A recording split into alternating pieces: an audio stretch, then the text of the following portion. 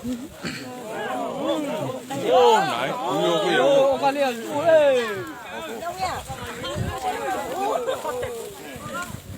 Quay nhá, chú là các bắt cháy rồi mình được chú là. Đây, chỗ cái khả năng hợp lý đấy. Nhiều người chừng có thể tăng cái tốc độ nó sao? À, có đó đó.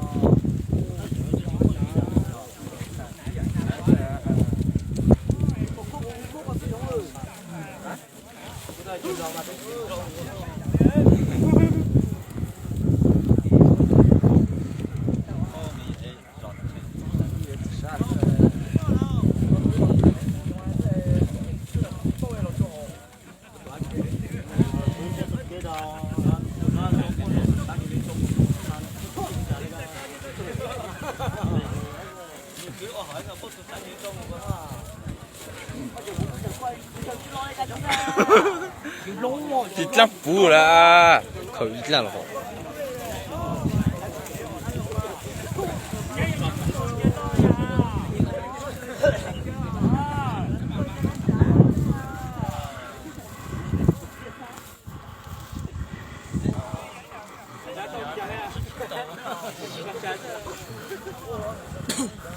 làm đến chia cho chiều đi chia nhiều người chua tập kêu giờ tập kêu top lớp tí mà chưa lên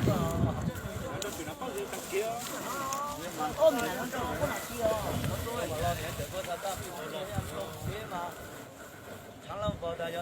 nào cũng chơi được ra ra 10块地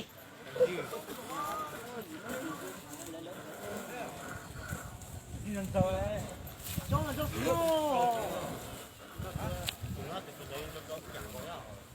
我讲了没有啊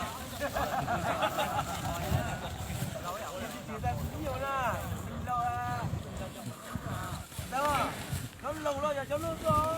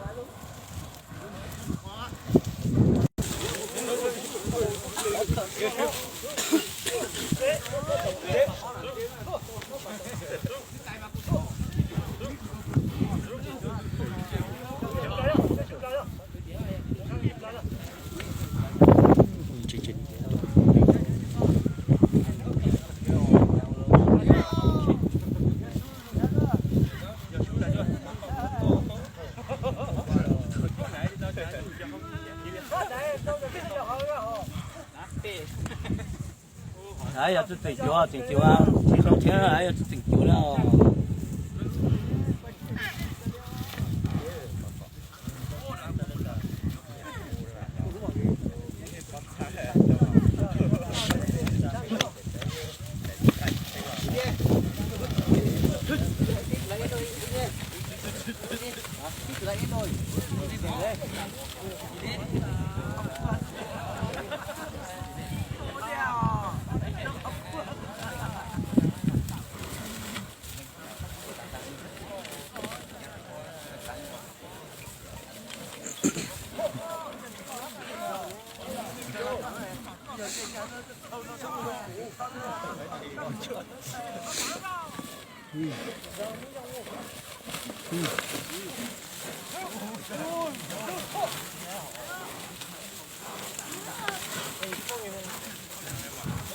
nhưng mà la lỗ quê của là chưa đấy.